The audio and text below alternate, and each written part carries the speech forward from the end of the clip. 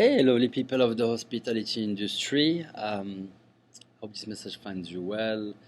This video is about the impact um, that being late has on the rest of your team.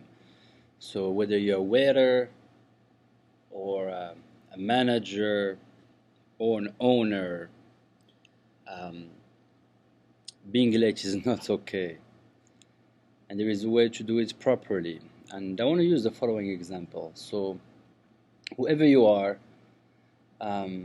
you're heading to work and you're supposed to show up at 5 p.m. or 8 a.m. or whatever the hours you're on the schedule. And there is a little bit of traffic. And you know that this traffic is going to delay you by 2 minutes. Okay? No big deal. It's going to be 2 minutes. By the time I get there, everything's going to be fine. Well, what you don't realize is that there is a bunch of people on the other side of the highway that are expecting you to be there at that exact time, at 5 p.m. Maybe there is a delivery, maybe there is a big party checking in.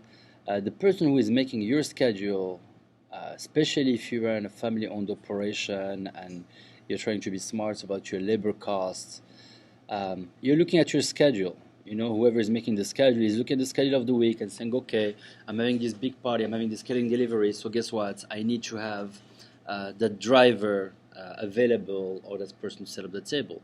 So during those 2 minutes where you are listening to Adele or whatever you're doing on your car or walking from the train station because there was a delay, the person on the other side who is expecting you to be there is tripping balls. They're like, oh my gosh, I have this delivery. During those 60 seconds, and I believe me, you can count 60 seconds, 2 minutes, 120 seconds.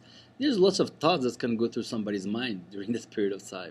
So during those time when you're walking down La La Land on the way to work, enjoying the chirping birds, the manager, whoever teammate is waiting for you is like, oh my gosh, the delivery guy is not going to be here. Who's going to make the delivery? Or if you're a cook on the line, my God, this person is not going to be here. The food is going to be late. Late means I'm going to lose the accounts.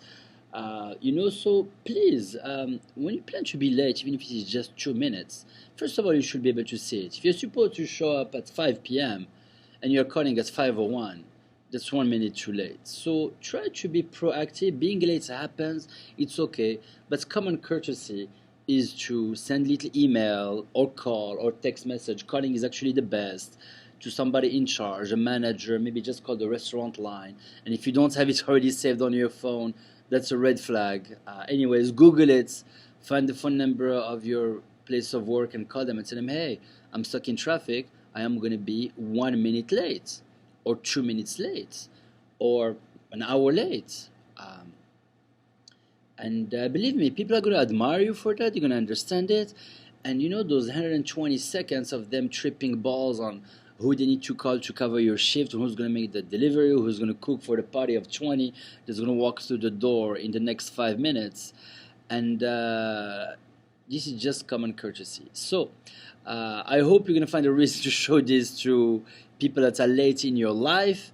And you have been trying to find a polite manner to tell them, hey, don't be late. Use me as an excuse. You are very welcome. And until we meet again, the secret ingredient is love.